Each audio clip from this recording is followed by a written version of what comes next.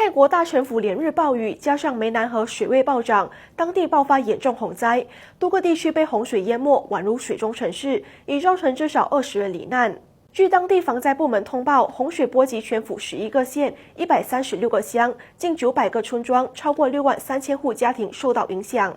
许多民宅、学校和宗教场所全被洪水给淹没，日常生活几乎陷入全面停摆。虽然现在上游水坝已经把下泄量调低，湄南河水位略有回落，但多地积水仍横生，救援行动面临相当大的挑战。面对严重洪灾，许多居民依然选择留守家园。为了出门买食物或到工厂上班，他们只能划着小船，顶着急流和寒风前行。目前，乡行政组织办公室成为全乡唯一没有被淹没的地方，并暂时作为灾区的救援指挥中心。